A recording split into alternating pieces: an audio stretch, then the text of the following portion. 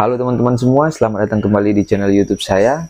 Nah, di video kali ini kita akan membahas terkait dengan Pi Network. Semakin banyak berita simpang siur terkait dengan Pi Network ini. Sebelum lanjut teman-teman, jangan lupa like, comment, subscribe channel ini agar channel ini selalu bisa memberikan informasi edukatif kepada Anda semua. Nah, kenapa saya katakan terlalu banyak berita simpang siur?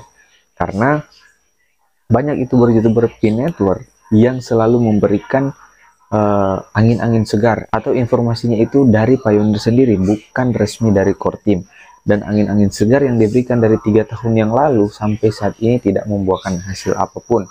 Kalau saya selalu meyakini bahwa Pi Network itu adalah aset kripto, bukan alat pembayaran atau yang selalu diberitakan bahwa menjadi alat pembayaran atau uang digital. Itu tidak bisa teman-teman, karena melanggar undang-undang dari Negara Kesatuan Republik Indonesia.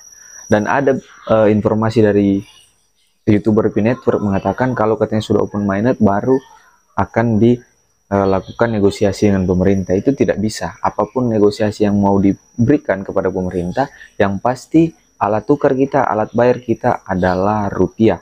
Tidak boleh digantikan oleh apapun. Itu sebabnya aset kripto itu sebagai komoditi saja teman-teman ya, atau komoditas. Jadi tidak untuk alat pembayaran. Dan ini dikuatkan dari MUI sendiri dan juga Wamendak yang telah divalidasi oleh Wamendak sendiri teman-teman ya. Nanti saya akan berikan videonya kepada teman-teman. Karena kita harus mendapatkan edukasi.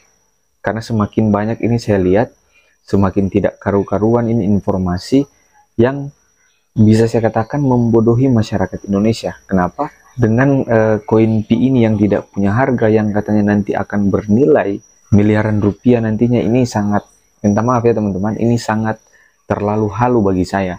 Karena namanya aset kripto itu pasti fluktuatif. Dan di Pibros sendiri juga sudah dikatakan bahwa Pi Network itu adalah aset kripto, bukan uang digital atau sebagai nanti alat pembayaran. Banyak katakan, oh Pi Network itu beda dengan yang lain. Tidak ada bedanya. Namanya aset kripto ya seperti Bitcoin. Nicholas Vukasih menciptakan ini ya untuk aset kripto saja. Tapi dia membentuk satu ekosistem, dan ini pun dia katakan belum tentu berhasil. Saya sudah pernah membahas, Korti mengatakan sendiri bahwa belum tentu berhasil, karena fasilitas yang dibangun ini yang harus menjadi pionir di situ ya adalah pionir-pionir itu sendiri. Kenapa? Menjadi vendor. Jadi vendor-vendor yang dibutuhkan di sini. Pertanyaannya saat ini adalah apakah pionir itu mau menjadi vendor dengan harga yang tidak ada. Apalagi sekarang ini di Indonesia ada yang namanya KPIG. Nah, ini bisa terindikasi ya dalam tanda kutip teman-teman ya, karena saya lihat ternyata masuk di KPIG ini harus teman-teman membayar pakai rupiah. Nah, ini yang saya rasa lucu. Nah, kenapa harus menggunakan rupiah kalau katanya kan orang-orang KPIG ini mengatakan bahwa Pi Network ini sangat bernilai, sangat besar nilainya lah. Kenapa tidak menggunakan harga konsensus saja untuk masuk di KPIG? Untuk menabung itu kenapa tidak menggunakan Picoin? Kenapa harus menggunakan rupiah?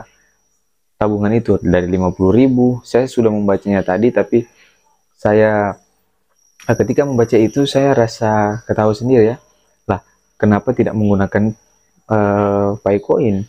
Kan katanya Picoin itu sangat berharga. Nah, inilah yang saya katakan bahwa ini hati-hati teman-teman. Kalau Anda tidak hati-hati ya Anda akan terjerumus. Saya khawatir jangan sampai nanti jadi seperti Heart of Hope dari Redford. Jadi wadah koperasi KPIG ini dibuat karena Picoin ini lagi viral. Sehingga disitulah mereka bisa mendapatkan atau meraup keuntungan dari teman-teman pionir. Untuk itu kalau menurut saya Anda harus sangat berhati-hati terhadap perusahaan-perusahaan atau koperasi-koperasi seperti ini yang punya izin saja itu bisa menipu, apalagi yang tanda kutip ya, saya belum pernah melihat izinnya. Mungkin teman-teman pionir boleh dibahas tentang KPIG dan coba menunjukkan izinnya agar saya juga bisa melihat, oh ternyata memang ada izin resmi ya, mungkin dari Kemenkumham dan juga lain-lain sebagainya.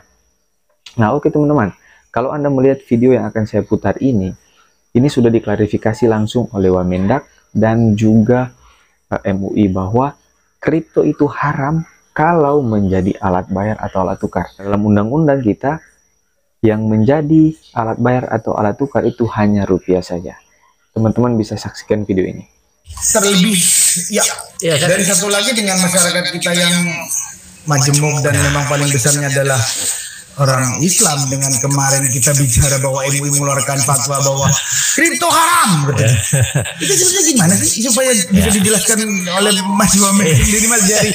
Nggak begitu, gini loh. Gitu. Siap. Ya. Supaya mudah Kalau soal itu mungkin MUI yang lebih tepat menjawab ya. Tetapi yang saya yang sudah ada di keluar mungkin diskusi dengan betul, Mas Jari. kami sempat diskusi kan salah satu yang dibilang itu kan ketika itu dijadikan sebagai alat pembayaran. Oh, jadi kalau melawan undang-undang kemarin tentang bahwa Indonesia hanya rupiah ya. Nah, itu Jangan terus beli betul. rokok di depan rumah. Saya mau pakai, ya sudah, buat kirim kripto ya, nggak begitu kan ya.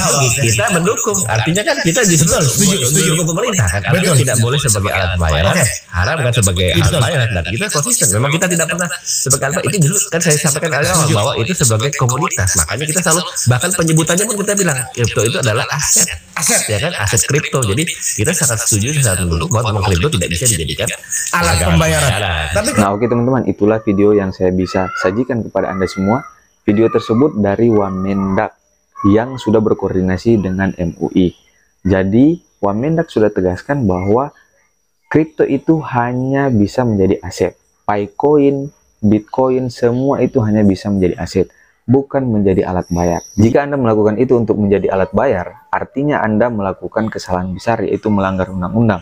Dan resikonya Anda bisa dipidana. Jadi hati-hati untuk Anda semua, jangan sampai terlena dengan hal seperti ini dan pada akhirnya Anda sendiri yang menanggung akibat dari perbuatan Anda sendiri, karena sudah ditegaskan, bukan saya yang mengatakan, tapi Wakil Kementerian Perdagangan Bapak Jerry Sambuaga sudah tegaskan bahwa yang namanya aset kripto, Picoin, Bitcoin, Ethereum itu hanya bisa sebagai aset diperdagangkan, bukan menjadi alat pembayaran atau alat tukar.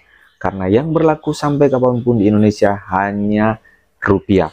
Kalau para pionir Pay Network mau Pay Network itu menjadi alat tukar, silakan berkoordinasi langsung dengan pemerintah. Dalam hal ini atau khususnya adalah Bank Indonesia. Berkoordinasi langsung, rubah undang-undangnya dari rupiah, tambahkan menjadi Picoin. Agar Picoin itu bisa menjadi alat tukar di Indonesia. Oke teman-teman, sekian video dari saya. Thank you.